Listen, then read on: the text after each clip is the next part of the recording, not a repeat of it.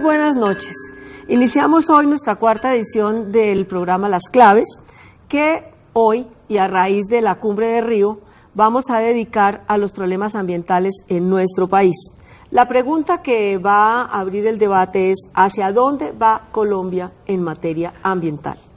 En el programa de hoy nos acompaña Antonio Caballero, como de costumbre, que comparte la dirección del programa, la doctora Cecilia López, economista, exministra de Agricultura y de Ambiente, fue senadora por el Partido Liberal hasta 2010 y hoy es asesora en asuntos sociales, económicos y ambientales. El doctor Gustavo Wiltes Chaus, profesor y consultor, especialista en Derecho Ambiental, dirigió el programa de reconstrucción de Popayán luego del terremoto de 1983 y fue fundador de la Red de Estudios Sociales sobre Desastres en América Latina, autor de numerosos libros sobre cuestiones ambientales. Está también con nosotros Alfredo Molano, repitente en el programa, columnista del Espectador, sociólogo y muy conocido por los colombianos por numerosos libros que ha escrito sobre la realidad del conflicto, sobre las comunidades más alejadas de este país. Queremos hacer la salvedad de que fueron invitados al programa el ministro del Medio Ambiente, el doctor Frank Pell, o en su defecto la viceministra Adriana Soto, pero hoy nos hicieron llegar un mensaje diciendo que por asuntos de agenda no podían hacerse presente. Todo esto para dejar constancia que el gobierno o un representante del gobierno está invitado al programa. Como siempre, vamos a empezar con un corto reportaje realizado por el equipo periodístico del programa, y que tiene como eje fundamental una entrevista con el profesor Julio Carrizosa, considerado como el decano del ambientalismo en Colombia, ecólogo reconocido y respetado urbi et orbi. Entonces veamos el reportaje y después, sobre esta base, abriremos el debate. Hace pocos días se cerró en Río de Janeiro la Conferencia sobre el Desarrollo Sostenible de Naciones Unidas. A diferencia de la Cumbre de la Tierra de 1992, la reunión que acaba de clausurarse no ha podido ser más decepcionante. No solo por la ausencia de los principales jefes del Estado del planeta, sino, sobre todo, por sus resultados. Terminó con un documento final de buenas intenciones sin ningún compromiso serio, sin agenda ni presupuestos, y con las grandes corporaciones contaminadoras revoloteando como buitres para apuntarse al nuevo negocio ambiental, según denunciaron los líderes de organizaciones como Greenpeace o Fondo Mundial para la Naturaleza. Colombia, a través del presidente Santos, presentó unas líneas sobre desarrollo sostenible que ni siquiera fueron incorporadas al documento final y un sorprendente anuncio de explotación minera de cerca de 18 millones de hectáreas con cuidado ambiental. Presentando así, como un gran logro, algo que debe ser obligación primordial de cualquier gobierno. Julio Carrizosa está considerado como el decano del ecologismo en Colombia. Impulsor en los primeros años 90 de una legislación sobre espacios y gestión ambiental sin parangón en toda América Latina. El país presentó como uno de los aportes a la conferencia de Río el establecer una serie de indicadores de avances hacia el desarrollo sostenible. Y al mismo tiempo se presenta un proyecto minero de gran envergadura, que significa un poco ordenar la minería, también en ese sentido es positivo, pero que significa también acelerar la extracción de parte del capital natural del país. Entonces uno no entiende por qué acelerar la extracción de minerales y de petróleo es una cosa buena para el desarrollo sostenible en Colombia. La minería puede considerarse, según Carrizosa, el primer problema en el deterioro del espacio natural colombiano. Hay por lo menos un consenso en que la minería sí está ocasionando problemas extremadamente graves en Colombia. Problemas que no sucedían inclusive desde hace varios siglos. Algún analista ha dicho lo que está sucediendo es algo semejante a lo que pasó en 1502 o 3, cuando los españoles y algunos alemanes entraron a buscar oro. Y en muy pocas décadas sacaron todo el oro que encontraron. Es una segunda invasión para extraer oro. Y eso en un país como Colombia, que es muy diferente ecológicamente a países mineros como Chile, como Perú. Somos un país extremadamente húmedo, en donde la población vive en un gran porcentaje encima de las cordilleras. A pesar de todo, para el ecólogo más prestigioso de Colombia, el panorama en materia de conciencia ambiental es positivo, sobre todo ante los preocupantes cambios climáticos que experimenta el país. Lo que ha sucedido en los últimos 2 años, esos cambios repentinos en el clima, esas lluvias intensas que no habíamos conocido hace muchísimos años, ha puesto también a la gente a reflexionar sobre la importancia de comprender, aunque no los podamos manejar, pero sí comprender lo que está sucediendo y tratar de adaptarnos a lo que está sucediendo en cuestiones como el cambio climático. Lo que sucedió en el clima en los últimos, yo diría 24, 30 y pico de meses, es muy extraño. Alguien me dijo que en algunos sitios había llovido 7 veces más de lo normal. Y eso tenemos que tenerlo en cuenta, porque lo mismo que llovió tanto, también puede dejar de llover por mucho tiempo, lo cual a mi modo de ver es todavía peor. Piensen ustedes, por ejemplo, qué tal que dejara de llover en el páramo de Chingaza, lo que sucedería en esta ciudad. Entonces, esas circunstancias ya que lo tocan a uno muy directamente, yo pienso que están produciendo algo muy bueno, es que la gente reflexione sobre la complejidad de este país. Colombia es el segundo país con mayor biodiversidad del mundo, uno de los pocos en los que aún pueden descubrirse nuevas especies de fauna y flora, el primero en muchos aspectos ecológicos. Pero es también un país donde una especie, la especie humana, sufre el primer problema ambiental de la región, la pobreza. Es uno de los países más amenazados por la rapacidad de las multinacionales de la minería y el petróleo. ¿Hacia dónde vamos en materia ambiental?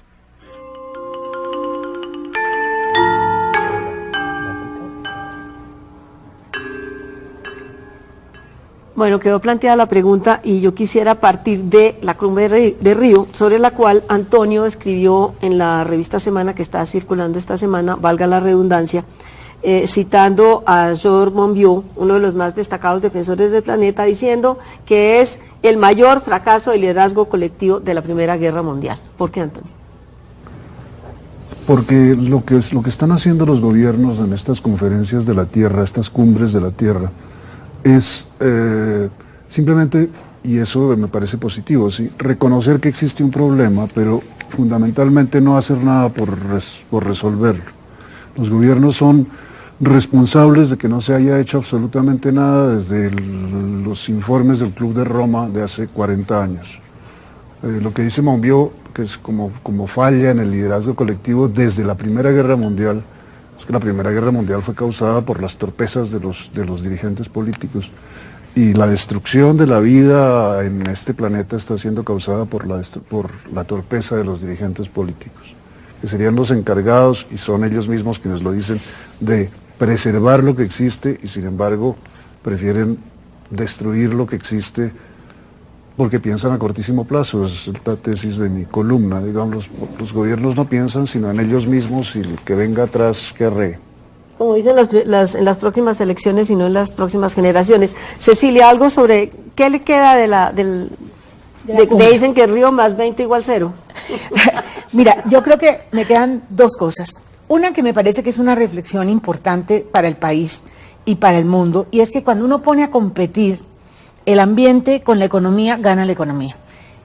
Y lo único que yo recuperaría de la cumbre es el concepto de economía verde. No porque sea ninguna maravilla ni nada, pero ahí hay algo que trata de meter la economía, o sea, de meter la economía y la sostenibilidad en un solo paquete. acabo de leer un artículo de José Antonio Campo que va a publicar, me saqué un ojo, porque esto no es un tema fácil, pero sale de Río, en donde ve uno, lo interesante es que se está reconociendo que si no se junta la economía y la sostenibilidad, no vamos a ninguna parte, pero nadie sabe cómo. Para algunos, la gran sombrilla tiene que ser la sostenibilidad y entonces usted le mete la economía. Para otros la gran sombrilla es la economía y usted le mete sostenibilidad. Pero lo interesante es que se reconozca que si las ponen a competir mueren, y lo estamos viviendo en Colombia. A ver, Alfredo, dicen además que, haciendo alusión a lo que dice la doctora Cecilia, que eso de hablar de economía verde es el nuevo consenso de Washington y que aquí no va a cambiar nada, mientras, como dice la doctora Cecilia también, los economistas no entiendan que la economía es un subsistema de un sistema superior que es la biosfera, la biodiversidad, y que mientras eso no se supedite y no sea como el tema mayor, el de conservar la naturaleza, estamos, por decirlo en palabras coloquiales, fritos. Fritos, es lo que dice Pepe Mujica, que a mí me parece que lo de la cumbre esta de Río, lo rescatable para mí es realmente el discurso de Pepe Mujica. Estamos totalmente de el acuerdo. consumo nos consume. Esa es en síntesis lo que el hombre dice y me parece válido, contundente y que pinta de cuerpo entero lo que pasó en la conferencia y lo que va a seguir pasando. Lo que es evidente es que detrás de todo esto lo que hay es una crisis del modelo, doctor. Sí, mira, Wilches. la conferencia de Río había que comenzar a leerla desde la reunión del G20. En alguna reunión que yo tuve proponía que cambiáramos los gases de efecto invernadero por gas hilarante y habláramos del GGG20 y de Me Río más 20, porque realmente lo que pasó exactamente se sabía que iba a pasar. Y de hecho en el G20 salieron 450.000 millones de euros para el Fondo Monetario Internacional, pero sin embargo en los borradores de las conclusiones para Río más 20 se eliminó la posibilidad de crear un fondo de 30.000 millones de dólares para el llamado desarrollo sostenible. Entonces se sabía que eso iba a pasar y hay otro dato que es muy interesante y que mostraba que eso iba para allá, es que cuando Naciones Unidas, el PNUD, publicó el informe de Desarrollo Humano 2008-2009 que se dedicó al tema de cambio climático, se hablaba de que se necesitaba que los países ricos, y ahora hablamos un poquito sobre esa categoría de países ricos y pobres, que los países ricos le transfirieran hasta el año 2016 86.000 millones de dólares a los países pobres para que pudieran adaptarse al cambio climático. Y de eso se ha logrado hasta ahora una mínima fracción. Sin embargo, en el mismo momento aparecieron en efectivo 3.3 millones de dólares para la crisis financiera internacional. O sea que las prioridades del mundo definitivamente están en otra cosa. Pero ¿es posible el desarrollo sostenible si los recursos son finitos y si el crecimiento puede haber mucho, pero es que los recursos son finitos? ¿Eso no es un poco una ilusión que nos estamos haciendo? Yo creo que lo único que yo siento importante en el debate mundial es que se está cuestionando el modelo. Lo están cuestionando, ahí cae el consenso de Washington, porque los europeos se han tenido que comer los costos de su propia receta, pero ahí se abre una oportunidad de meter, por ejemplo, el cuidado, que es otra manera de hablar del ambiente. El cuidado que ha sido totalmente descuidado, el cuidado de la gente y el cuidado de los ecosistemas que son los que ayudan a que la gente pueda vivir bien. Ese es un concepto que se está tratando de meter en la economía, ¿sí? Y ahora está toda la discusión de la economía verde, es decir, lo interesante es que es una oportunidad, puede que Río sea un fracaso, pero y yo estoy de acuerdo contigo, lo rescatable es el discurso de Mujica, entre otras cosas la felicidad, volver a hablar de esas cosas que la economía ha dejado por un lado, el cuidado, buen vivir, los valores. que no necesariamente es tener cosas. Exacto, que no es tener cosas y como el consumo, todo ese tipo de cosas. Pero lo que me parece interesante es que hay un gran debate sobre el modelo, que parece que aquí no pasará nada, después entramos al caso colombiano, pero se abrió un debate mundial que hay que aprovechar. Yo creo que ese debate existe desde hace muchísimos años. Ese debate lo abrió el Club de Roma hace 40 años Sí, pero con los límites al crecimiento. Pero es un debate que se ha repetido y repetido una y otra vez en todas las cumbres sin que eso haya llevado a ninguna conclusión. Lo único tal vez la firma del protocolo de Kioto, que a continuación fue desfirmado por el presidente de los Estados Unidos. Pero tú no crees que hay un momento distinto ahora que la se está sociedad es un hablando actor más, se está hablando nuevo? más. Es cierto que se habla más ahora que hace 40 años, cuando solo... Pero no me parece que sea un actor la sociedad, al contrario, creo que la sociedad lo único que recibe a cambio de su preocupación creciente es retórica de parte de los gobiernos. Pero tú no crees que la primavera verde ha sido... Yo creo que sí hay un actor. Yo creo que sí hay un actor nuevo a nivel global y a nivel del territorio colombiano, y es lo que antes consideramos un mero escenario hoy se volvió un actor. Es decir, los ecosistemas se volvieron actores, el río se volvió actor, la ladera se volvió actor. Y yo creo que eso es lo que está marcando en este momento la diferencia. Que la Tierra está hablando de manera clara y contundente, y además está demostrando que esa idea de que tenemos de que vamos a salvar el planeta pues es absurda, porque realmente a lo máximo que podemos esperar es a que el planeta nos salve a nosotros y conserve el interés en salvarnos, pero lo que vemos, y el cambio climático resume todos los efectos de eso, es que el sistema inmunológico de ese ser vivo que es la Tierra está actuando para deshacerse de una plaga, y desafortunadamente la plaga somos los seres nosotros. humanos. Bueno, la Tierra habla en términos de desastres, de terremotos, de catástrofes naturales, pero estamos hablando del actor social. Usted que se conoce este país de norte a sur y de sur a norte y de occidente a oriente, y que conoce las comunidades, en el caso de La Colosa, por ejemplo, en el caso de Santander, por ejemplo, en el caso de Santurbán, en el caso de Villa de Leyva, que donde además es paradójico que Ecopetrol quiera construir unas estaciones de bombeo cerca a una riqueza arqueológica. ¿Usted cree que la gente va a cada vez más a movilizarse para hacer valer sus derechos? Porque no siempre los intereses de los gobiernos coinciden con las necesidades y los intereses de las localidades, de las comunidades. Es que la gente somos nosotros aquí, Sí. ¿no es cierto? Pero la gente de allá, Las comunidades la afectadas. la gente del Cipí, la gente de Cimití, de cualquier pueblo, es otra gente. Es otra gente que está siendo afectada, pero está siendo afectada de una manera brutal. Es decir, en Cimití o en el Cipí entran las retroexcavadoras, entran con fusiles, ¿no es cierto? Entonces aquí podemos hablar de eso, me parece muy bien, me parece muy válido, y eso puede estar creciendo, esa conciencia, como dice Julio, como dice Gustavo, pero en realidad, es decir, la gente que La maneja... resistencia la civil gente es que muy maneja- difícil donde hay actores armados La involucrados. gente que maneja la economía, comencemos por ahí, la gente que maneja la economía no le importa a la gente, le importa su bolsillo. Y a la otra gente también tiene que sobrevivir, digamos, la gente en el Cipí, pues ¿qué hace? Se mete con una batea, pero ¿quién lo deja meter con una batea? El de la retro. poderoso. ¿Y quién lo deja meter con la retro? Pues el alcalde, el policía. Entonces la cosa es muy delicada, lo que está sucediendo es muy delicado. Hablemos, bueno, ya pusimos sobre el tema, sobre el tapete, el tema de la locomotora minera.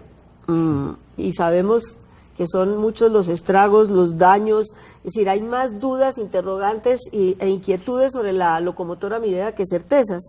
Entre otras porque nos las han vendido como la locomotora de la prosperidad, pero lo que vemos en Cesar, lo que vemos en Guajira, en la minería del carbón, la minería del ferroníquel, no vemos sino miseria, los indicadores sociales son los más bajos. Nos vamos a quedar sin el pan y sin el queso, estamos abocados a una catástrofe ambiental si seguimos encaramados en la locomotora minera en la realidad, mientras el discurso del ambiente se queda en eso, en retórica. Es que lo que dice Julio es cierto, es decir, 1502, 1503 comenzaron a sacar oro, ¿no es cierto? Sacaron oro y dejaron el hueco, y para allá vamos. Es decir, lo que está sucediendo en el Cesar es escandaloso. Es decir, van a correr un río, van a meterse en los resguardos, van a ampliarse, van a hacer otro ferrocarril. No, es decir, y los empleos que producen localmente, Cecilia, son mínimos, realmente son mínimos. Ofrecen 10.000 y dan 400. Miren lo que está pasando ahí en Puerto Libertador, entre los obreros chinos y los obreros colombianos. Importamos mano de obra para las labores mineras. Eso pues no se haga. No, yo creo Bueno, y que... se quejan en Puerto Gaitán de lo mismo en la explotación petrolera. Sí, claro. sí.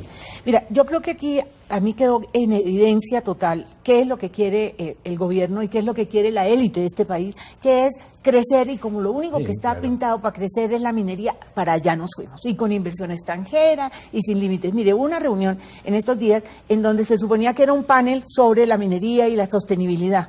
Como no fue el ministro de Medio Ambiente, no se habló de sostenibilidad, y el ministro de Minas habló de lo de él. O sea, para mí quedó en absoluta evidencia que la sostenibilidad no es un tema del modelo del gobierno. Al gobierno no les interesa. Pregunta, ¿hay ministro de Medio Ambiente? Hombre, yo creo ¿Hay que... una institucionalidad No, mire, ambiental es una lástima. capaz? Mira, No, a mí me duele mucho porque yo fui la segunda ministra de Medio Ambiente. A mí me tocó después de que Manuel hizo esa labor tan impresionante y Julio y todo este grupo de gente.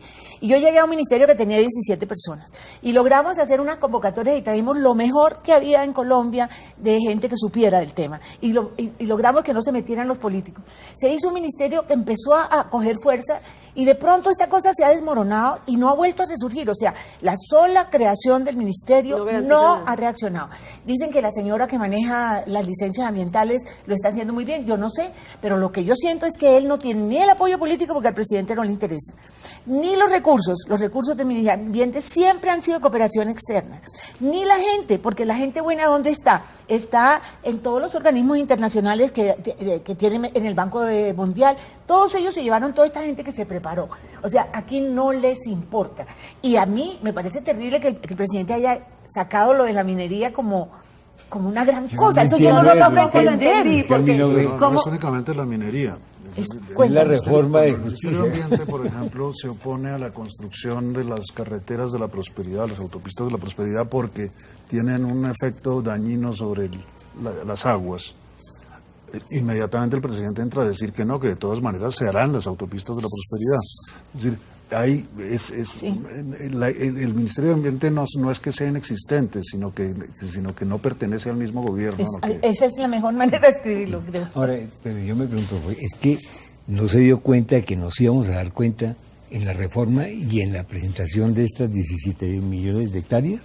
¿Sí todos simultáneamente sacando pecho diciendo de los objetivos del milenio que finalmente quedaron en enunciados y no hay resultados, no hay metas concretas, es sacar pecho por la retórica y nada más.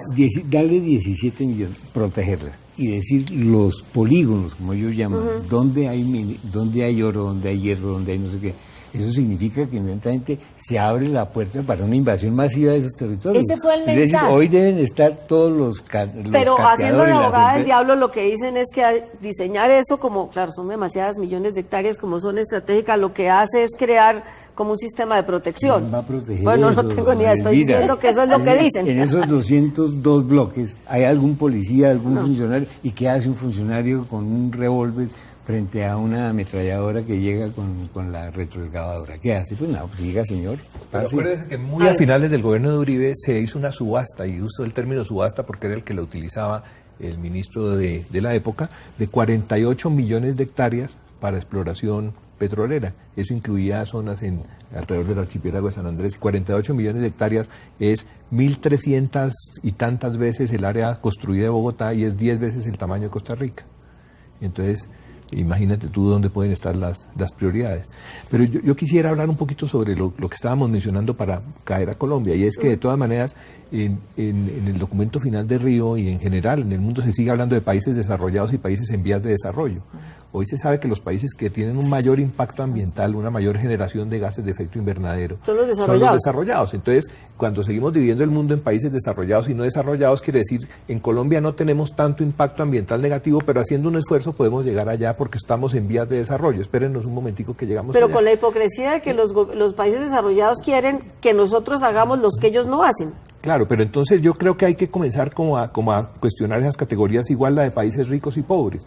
Frente a los retos de cambio climático, los países más ricos son los que tienen una mayor biodiversidad, una mayor conservación de sus ecosistemas, una mayor riqueza étnica y cultural que está íntimamente ligada a la biodiversidad. La biodiversidad en este momento no es un problema o no es un tema estrictamente biológico, sino que es un tema biológico, ecológico, cultural, por supuesto. Un tema político. Es un tema político. Y miremos lo que pasa en Cundinamarca, por ejemplo. Cundinamarca tiene 48 municipios por debajo del nivel de la pobreza y tiene de esos 48 entre 25 y 30 municipios en pobreza extrema.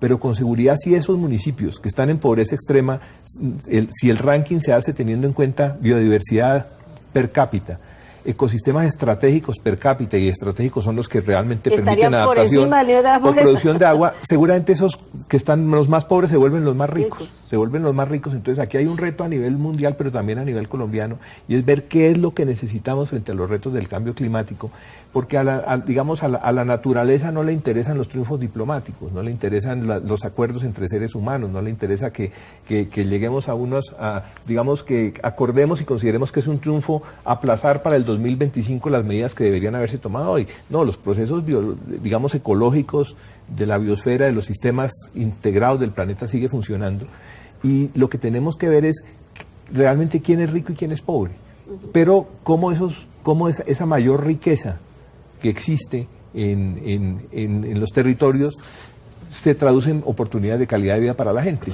Y el caso más didáctico lo tenemos aquí cerquita, y es que Bogotá tiene unas ventajas comparativas no solamente frente a otras ciudades de Colombia, sino del mundo. Por ejemplo, si deja de llover durante 3 meses en esta zona, va a haber agua para 7 u 8 millones de habitantes por todo el sistema de Chingaza. Y eso se debe porque municipios como Fomeque tienen cerca del 70% de su territorio en parque nacional dedicado a producirle agua para Bogotá, pero los habitantes de Fomeque no tienen agua. Ay, bueno, no. antes de ya se nos acaba el tiempo de este primer segmento, yo quisiera dejar planteada una pregunta. ¿Se necesita la minería, sí o no? ¿Cuánta, cuándo, cómo, dónde? Porque yo pienso que tampoco se puede llegar al extremo de decir minería no, de ninguna especie, de ninguna clase. Entonces dejo ese interrogante para buscar respuestas en el segmento siguiente.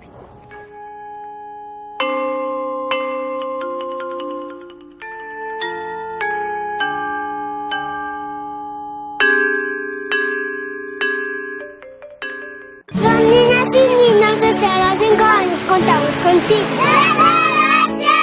Por eso, danos todo tu amor. Léenos cuentos, cántanos canciones, cuéntanos historias. Anímanos a descubrir. ¡A pintar! ¡A vestirnos! ¡Y a comérselos! Corrige nuestras travesuras con calma y con amor. Habla siempre con nosotros, ten en cuenta lo que decimos. Porque todo lo que nos enseñas, con el amor y los cuidados que nos das, nos sirven de ser siempre. Los niños y las niñas de 0 a 5 años cuentan con nosotros. El desarrollo integral en esta edad es muy importante para sus vidas, ya que se forman sus fortalezas físicas, sus habilidades para pensar, hablar, aprender, y se construyen sus valores. De 0 a siempre. Atención integral a la primera infancia. Su vida. Muchacho, no olvides que las grandes ideas parecen locas mientras no se realicen. Su pensamiento.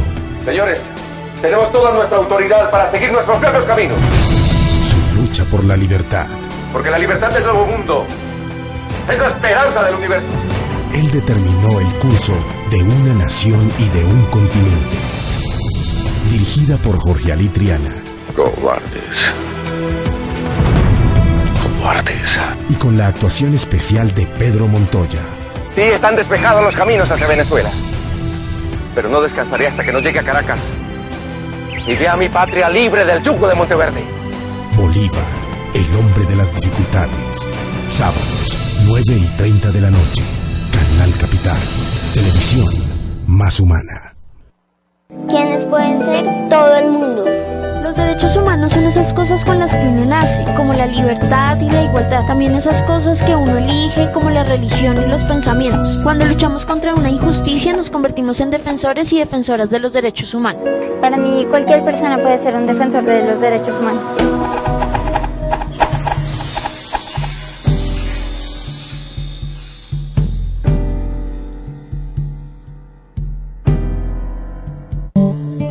Señor, la cuenta, por favor. Su cuenta, señor.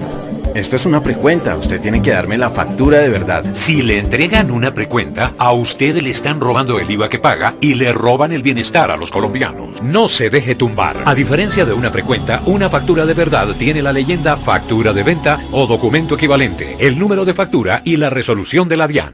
La factura es el ingrediente que siempre debe estar en el menú. Exíjala.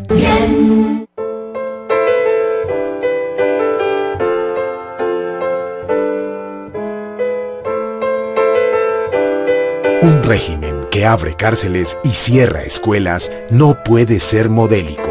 Camila Vallejo. Canal Capital. Televisión más humana.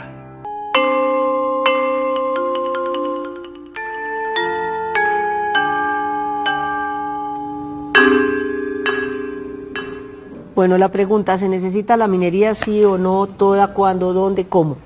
Yo creo que negar en este momento la posibilidad de que Colombia crezca cuando los precios de los minerales están, bueno, ya no tanto, pero están a buen precio, eso sería ir en contra de una racionalidad. Pero lo que no se ve aquí es que se reconozca que esto es temporal, que esto tiene un ciclo y que lo que hagamos con ese dinero y con esa forma de explotar va a marcar el desarrollo del país de aquí en adelante. ¿Por qué no se aprovecha para que refortalecer a lo que importa, que es la industria, que es el sector agropecuario que está en la olla, para usar el término coloquial? Y sin embargo están convencidos de que eso les va a durar cuando ya los precios internacionales van a empezar a bajar por todo el problema global que tenemos de crecimiento de la economía. Y además no hay la conciencia de que el costo ambiental se vuelve un costo económico. Y ahora, lo más grave de la minería, yo cojo una tesis de Manuel Rodríguez, me imagino que ustedes la comparten, que es que las consecuencias graves no son solamente las ambientales, sino las de la violencia. Surge una nueva fuente de un nuevo paramilitarismo, porque entonces van a llegar las grandes multinacionales que, como el Estado no las puede proteger, vuelven y pagan esto y vuelve a haber un nuevo ciclo de violencia en Colombia. Pero de hecho ya están metidas las BACRIM y las FARC y todo. Usted que conoce el país, cuéntenos cómo ha visto eso en las regiones. Dicen el oro es la nueva coca.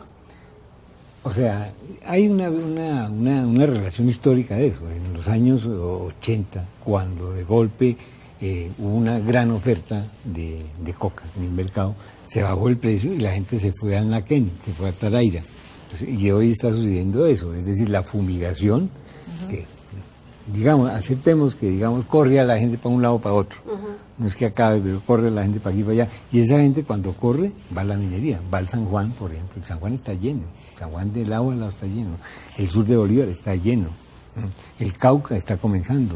O sea, en todas partes hay una cantidad de mineros de retroexcavadora que están terminando con lo poco, con las pocas minas aluviales que todavía quedan. Pero eso entran armados, ¿cierto? Entran armados y se sostienen armados. Y funcionan así, porque tienen naturalmente muchísimos enemigos y muchísima competencia. Bueno, dice un estudio de las Naciones Unidas que la minería en países en conflicto o en grave riesgo de conflicto son las que más producen violaciones de los derechos humanos.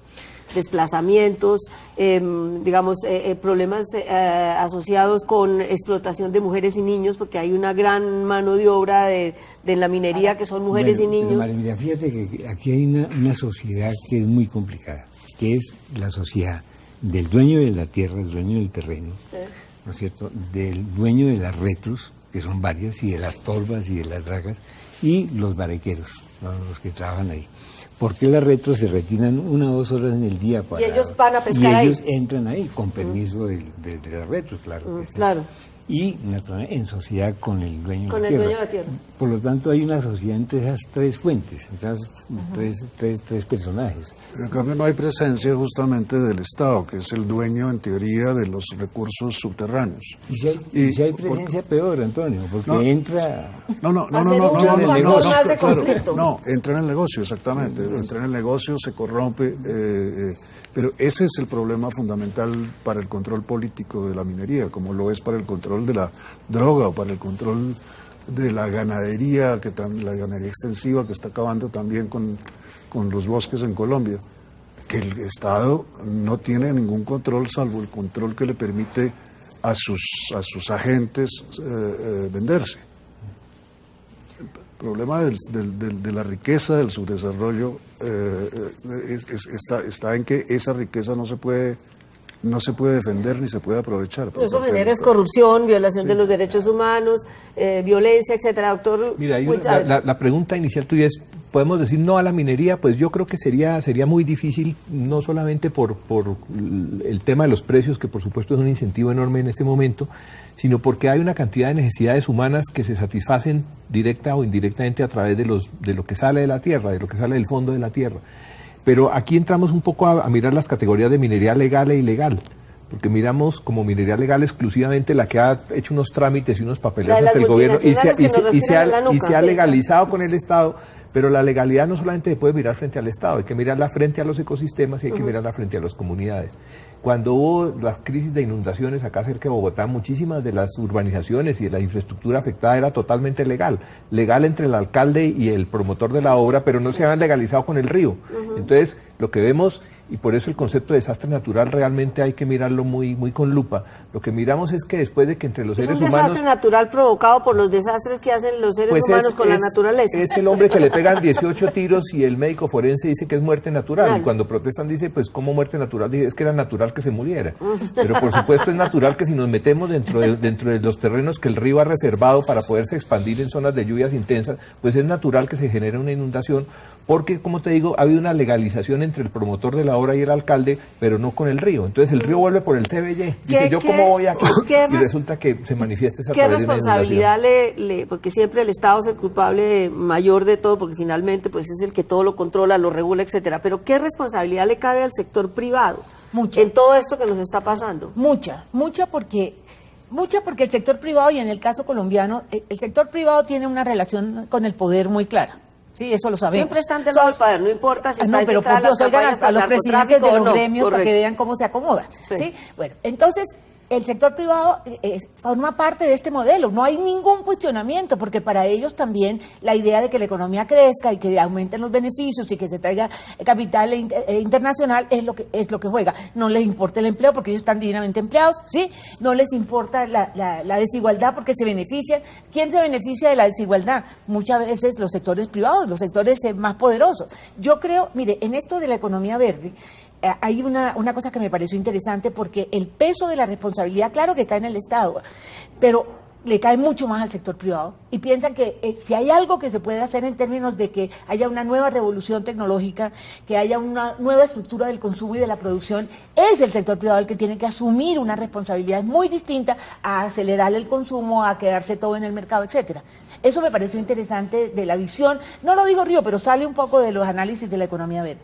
Perdón, de la economía verde. Yo no sé, pero fíjate, digamos, el planteamiento es válido, Cecilia, pero ¿qué es eso de la responsabilidad social? No, eso me hables de eso, que eso sí me... No, a mí sí me da pena. No, acabemos con eso, porque la responsabilidad social es violar la ley laboral, no pagar impuestos y mandar a unos niñitos de vacaciones a Cartagena. Hay dos frentes, uno el de la escuelita, el de la pintura, el de la carreterita. Claro, pero aparecen como donaciones en los libros de contabilidad y se los hacen exenciones por el otro lado. Y otra cosa es la publicidad que hacen sobre esa escuelita, sobre esa... ¿Qué tal la que está haciendo una gran empresa de petróleo? ¿Ustedes han visto? No, a mí eso me parece... Oído, yo apago el noticiero. No, a mí me pone los pelos de punta. También. Bueno, somos bobos. ¿Creen que somos bobos? ¿No crees? Pero es que no es que crean que somos bobos, es que somos bobos. Claro. Tienen toda la razón. ¿Tú no crees que nos estamos despertando, Antonio? ¿Tú no crees que hay algo de...? Yo quiero volver a una cosa que me parece importante, y es que vuelvo a los temas, a los retos de cambio climático, que además no se presentan en un escenario en blanco, sino se presentan en un escenario donde hay una crisis financiera internacional muy grande, y eso tiene que ver con el tema del oro. Es decir, cada vez que baja el dólar o que baja el euro, las posibilidades de que un campesino en una zona aurífera pierda su parcela son más grandes, porque resulta que ahora la idea es invertir en oro. Sí. Y ese gran oro no es para hacer aretes ni nada, es para guardarlo como una inversión de largo plazo. Pero Colombia tiene... Es más, los que usan aretes deberían usar menos aretes de oro y demandar menos oro. De acuerdo. Lo que pasa es que ahí hay un error muy grande, que es meter al barequero tradicional de los ríos, meterlo en el mismo paquete de la gran minería ilegal. De la minería criminal, la llama el ministro de Minas, de la doctor minería Cárdenas. Criminal, exactamente. Entonces, y ahí hay un debate, Guillermo Rudas, que es un estudioso del tema, él ha llamado la atención sobre eso. Es decir, no todo lo que no ha llenado los trámites es ilegal, y al mismo tiempo hay otra minería que ha llenado todos los papeleos, pero que es tremendamente ilegal frente a los ecosistemas, y los ecosistemas le pagan la cuenta. Bueno, pero simplemente dejar la mención de que Colombia es un país con unas ventajas increíbles en términos de capacidad de adaptación al cambio climático. Yo no sé por qué cuando vino Al Gore comenzó a regarse la idea de que Colombia era el tercer país más vulnerable del mundo frente al cambio climático, y eso es absolutamente imposible. Es decir, las ventajas que tiene Colombia tanto desde el punto de vista ecosistémico, la diversidad de climas, porque es que la diversidad no solamente son especies, sino son climas, son ecosistemas, la capacidad de rebusque e inclusive una fortaleza institucional que tiene, que puede que no funcione lo ideal, pero el Sistema Nacional Ambiental, el Sistema de Gestión del Riesgo, que están muy lejos, digamos, en la práctica de llegar a la teoría, pero de todas maneras existe unos saberes acumulados y una fortaleza institucional. Saberes, pero que no se capitalizan. Existe una legislación avanzadísima. Pero la mejor legislación de América Latina. Como no se aplica. Porque fíjate que lo que se mostró ahora con la crisis invernal es que todos estos sistemas, y me refiero al Sistema Nacional Ambiental y al Sistema de Gestión del Riesgo, etcétera, etcétera, no han logrado cambiarle la dirección al desarrollo. Es decir, y nos hemos dedicado entonces... el problema es de los gobiernos. Por supuesto, nos hemos dedicado entonces a rescatar náufragos y en eso y no a evitar los naufragios. Es decir, cada vez hay más razones para que haya más naufragios y cada vez tenemos mejores capacidades para una de las rescatar razones de esos naufragios es la deforestación, porque no hablamos un poco, ya hablamos de la minería, obviamente nos daría para horas. A ver. Es que un indígena me decía, bueno, pero si la cosa es sacar el oro de aquí, para guardarlo en un banco, porque no lo dejamos guardado aquí. Rico, claro. Porque lo dejémoslo en el cerro, claro, ¿cierto? Miremos cuánto vale el cerro y ese es nuestro aporte, pero no, ¿para qué trastearlo? Claro, pero ahí hay un peligro grande que se está dando no solamente con el oro, sino se está dando con el agua, se está dando con los llamados servicios ambientales. Sí. Y es que, mire, en estos días alertaban, a mí me pareció que la cifra era muy baja. Del año 2000 ahora, más o menos 700 millones de hectáreas de tierras agrícolas han pasado a manos de inversionistas que no son del país donde pertenecen. Donde pertenecen. Entonces, hay gente que, claro, sigue eso. Dice, en lugar de llevárnoslo para el banco, dejémoslo aquí, pero ahora entonces nosotros somos... Este es nuestro banco. Pero ahí viene el tema de la deforestación. Aquí hay una cultura de tumbar bosques y de tumbar monte para volver potreros. La ganadería extensiva, aquí encontré un estudio que dice que entre 2000 y 2007 se deforestaron 336.000 hectáreas, 36.2% de bosques fueron convertidos en pasto y 38.2% en rastrojo o vegetación secundaria, que también terminó convertida en potrero. Ocupamos el nuevo y honroso lugar de ser el 8º país del mundo entre los que mayor deforestación registran. Sin tantas cifras uno tiene que andar mirando en bus, por ejemplo. Vale. ¿Qué miran en el bus? Es decir, rastrojeras.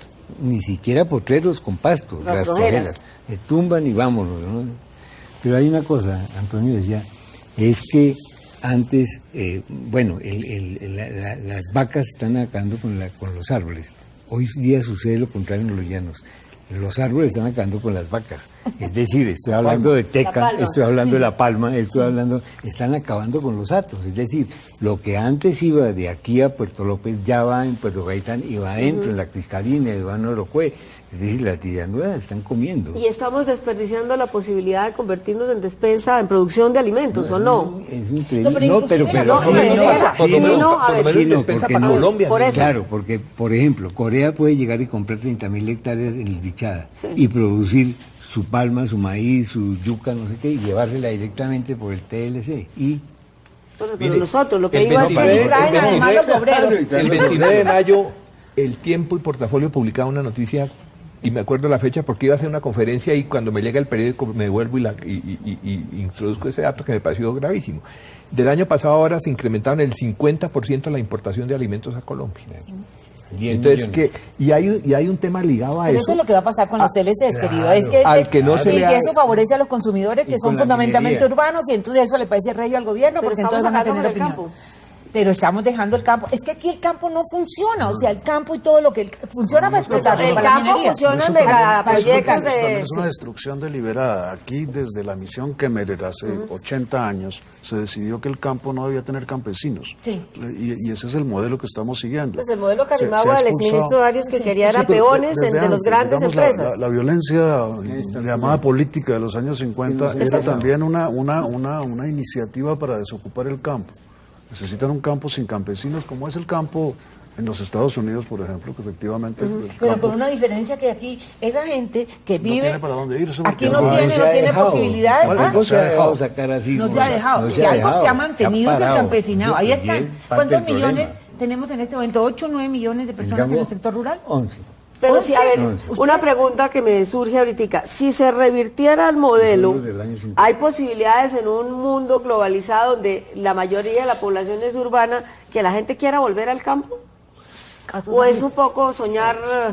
Lo que hay que hacer es que lo que pasa es que la brecha rural-urbana, en vez de reducirse, se ha aumentado. Es que así sí es muy difícil. Mire, antes de comenzar el programa estábamos hablando con Cecilia, que una vez alguien me decía, estábamos hablando de eso, decía que la lucha del campo con lo urbano era lucha de tigre contra burro amarrado. Yo le decía, eso dicho por el que amarró el burro es muy grave, porque por supuesto, cuando todas las medidas son urbanocéntricas, pues por supuesto el campo va a irse quedando para atrás, y eso no es una cosa accidental, es intencional, porque realmente el campo debería estar en manos de grandes empresas que tengan una capacidad de producción y que los campesinos se vuelvan como trabajadores de esas empresas, lo cual nos genera una vulnerabilidad grandísima. Yo me voy a lo que dice Velosa, que vivan los campesinos y que los dejen vivir, que el campo sin campesinos existe sin existir. Sí. Yo quisiera hacerles una pregunta. Si en manos de ustedes estuviera decidir, ¿cuál es el mayor reto a enfrentar para hacer una reversión, a ver si logramos como enderezar la dirección en que llevamos? ¿Qué haría? ¿Qué haría Cecilia? Por ejemplo, usted que fue ministra de Ambiente, ministra de Agricultura, si en sus manos estuviera tomar una gran decisión que pudiera significar un punto de quiebre, ¿qué decisión tomaría?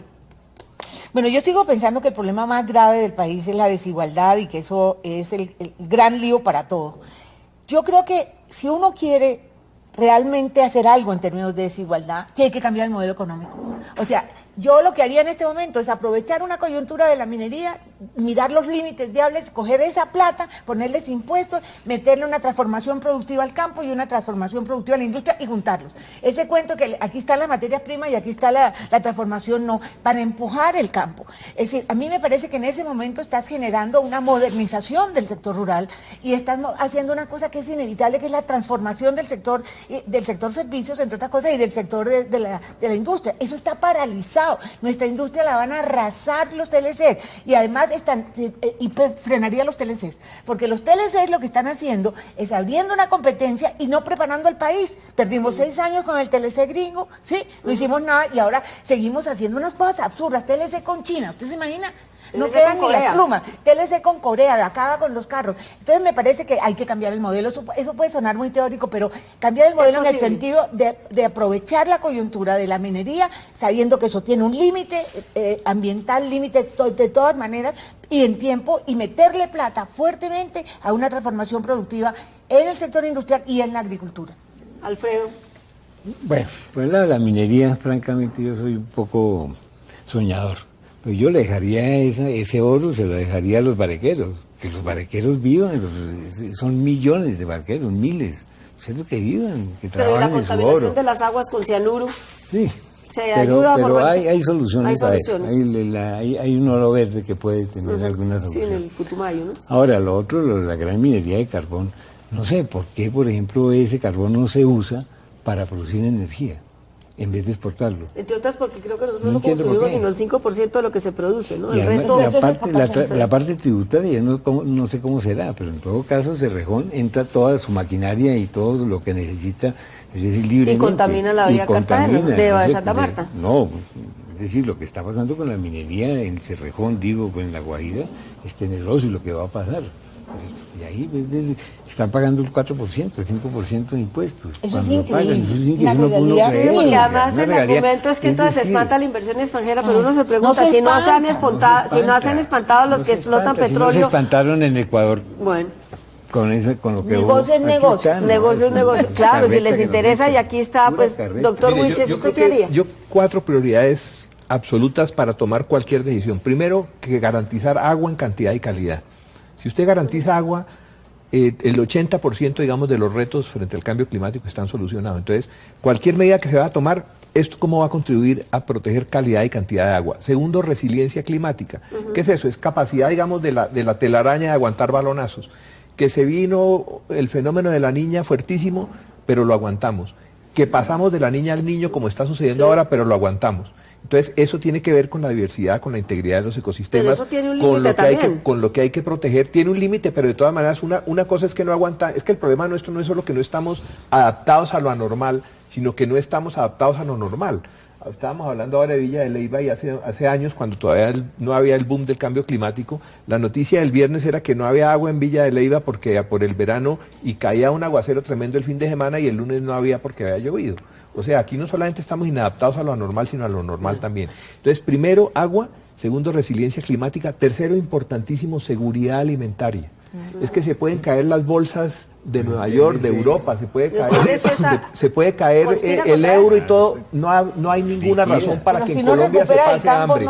Pero mire, y aquí hay un tema que ha pasado de agache, pero fue en mi concepto el gran ensayo, por lo menos procedimental, para lo de la reforma de la justicia, fue la aprobación de la ley de patentes vegetales, que expresamente se aprobó sin leerla y sin saber las consecuencias que eso puede traer a Colombia. Eso es un tema que no entremos ahora porque se da un tema para otro, ¿no será que es que estamos vendiendo toda nuestra diversidad para que hagan negocios con nuestra diversidad? Y la otra prioridad fundamental es identidad, pero identidad que tiene que partir de la base de que la gente sienta que es dueña de su territorio, que le pertenece su territorio, porque no solamente estamos hablando de la gente que es desplazada físicamente, digamos, sino que es desplazada en su propio territorio porque ha perdido la capacidad de controlar, digamos, lo básico de ese territorio, empezando por la seguridad alimentaria. Entonces yo creo que cualquier decisión, ya dijimos, la minería no se va a vetar, la minería hay que saber dónde hacerla. Es hacer una planeación estratégica. Es en dónde se hace. Alguien me hablaba una vez de minería responsable en páramos. Minería responsable en páramos es como sexo seguro con niños. Eso no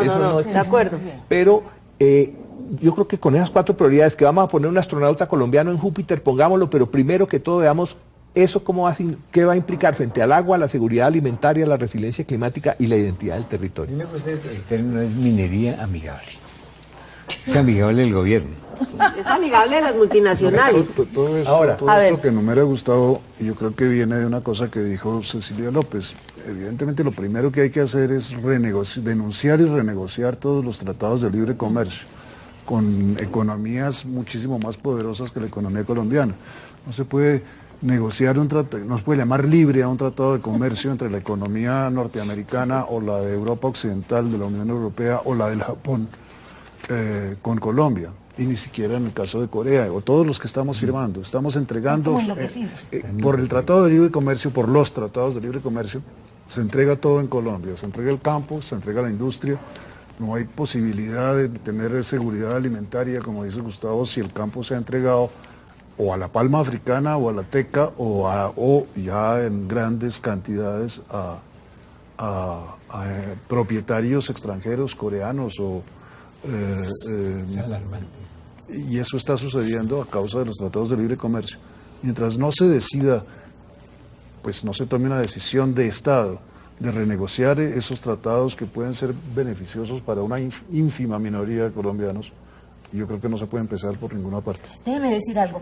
En el Tratado de Libre Comercio con Estados Unidos, la posición que yo defendí como del Partido Liberal fue siempre: esta negociación, esto se va a aprobar, pero que quede claro que se negoció mal. Estados Unidos sacó el azúcar y nosotros no sacamos nada. No sacamos el arroz, por ejemplo, de la negociación, que va a haber la catástrofe que va. La coca. Y que nada, no sacamos nada. ¿Y qué pasó? Que el Partido Liberal, los lecheros, por el presidente Gaviria empezando, cuando llegó la hora, resolvieron aprobarlo y nos dejaron colgados de la brocha, después de que habíamos trabajado 6 meses con él al lado diciendo: se está negociando mal, se está negociando mal. Mira, ahí están protestando los ganaderos. No dijeron ni pío en el momento que tocaba. Bueno, nos está marcando el cronómetro y yo los veo todos muy pesimistas, me incluyo dentro de los pesimistas, pero de todas maneras el doctor Julio Carrizosa al final del segmento que vimos inicialmente dice que hay algo rescatable, que es que está creciendo la conciencia de la gente sobre la importancia de conservar y cuidar el medio ambiente. ¿Están de acuerdo con la tesis, sí o no? No, a mí lo que me parece importante es que la gente esté reaccionando, no solamente por lo ambiental, pero a mí me preocupa que está separado lo del cambio climático de lo del tipo de modelo. ¿Sí? Es decir, una cosa es la tragedia del cambio climático y otra cosa es el modelo económico que contribuye, eso no se ha ligado. A mí me parece importante que la gente participe, pero yo siento que no tenemos institucionalidad, que es sin institucionalidad, y ahora sí se nos quebró todo, nadie cree en y sin voluntad política. Y sin voluntad política, eso no está en la cabeza del presidente, a mí me da mucha pena, él no, la cosa es sostenible, no. Mientras eso siga así, la cosa es complicada. Estoy relativamente de acuerdo con Julio, es decir, hay reacciones que me parecen valiosas, valientes, Santurbán, La Colosa, se está creando, van a San Andrés, en el Pacífico se va a crear un gran movimiento, es decir, hay reacciones, eso es indudable. Y eso es importante. No, Doctor inclusive Huicho. incluyo la gente de Chía, Sí. y Villa de Leyva. Mire, cuando sale el concepto de desarrollo sostenible, uno se pregunta eso qué es, cómo se hace. Y yo creo que Colombia y América Latina están llenos de pequeñas muestras de cómo se hace eso que se llama desarrollo sostenible. Y habría que buscar eso para replicarlo. Inclusive hay ejemplos de pactos en que han llegado empresas grandes, empresas multinacionales con comunidades y que han logrado, digamos, como aterrizar en hechos concretos qué es eso de responsabilidad social. Mi gran inquietud es por qué, por ejemplo, las estrategias de los campesinos y de los pescadores del Bajo Sinú, que además son herederos de la sabiduría de los zenúes, ¿por qué esas estrategias no se convierten en política pública? ¿Y por qué las políticas públicas van precisamente en contra de todo eso? Es decir, el cómo se hacen las cosas está requete inventado, pero ¿por qué eso no se vuelve política pública? Cucharadita antes de que me echen a mí la cuchilla. El peligro de los arreglos con las comunidades es que las compran para hacer las explotaciones. ¿Qué está pasando con las licencias? ¿Qué está pasando? Las multinacionales tienen chequera. A ver, peligrosísimo. Las multinacionales y también las empresas nacionales y locales. El soborno es el sistema más habitual de relaciones dividen las comunidades entre y las cooptan a unos comunidades líderes. y el sector privado, los empresarios privados, tanto multinacionales como nacionales. Yo creo que mientras no se recupere el control del Estado sobre la economía, en vez de que se le entregue pero como se entregó con el consenso de Washington hace tiempos y como se está entregando ahora con el nuevo modelo de los TLCs, no hay posibilidad de hacer ningún paso positivo.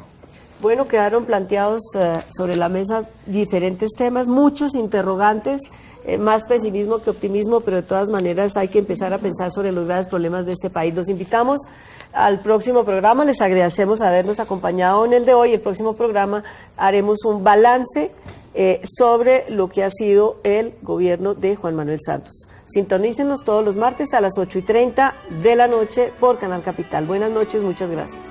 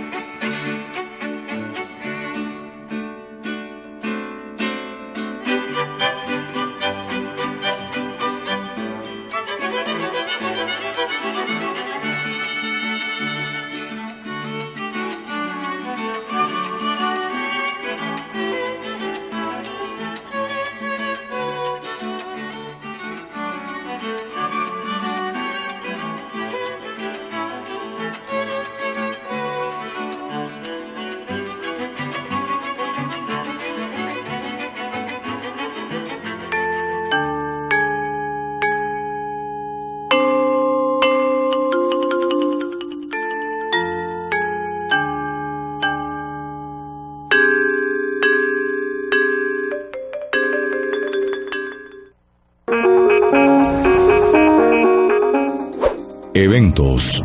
En Cali, Cuarta Asamblea Nacional de Personeros, para destacar el fortalecimiento, promoción y defensa de los derechos humanos, en especial de las comunidades más vulnerables. Fecha, julio 12 y 13, hora 8 de la mañana. Lugar, Universidad Javeriana, sede Santiago de Cali.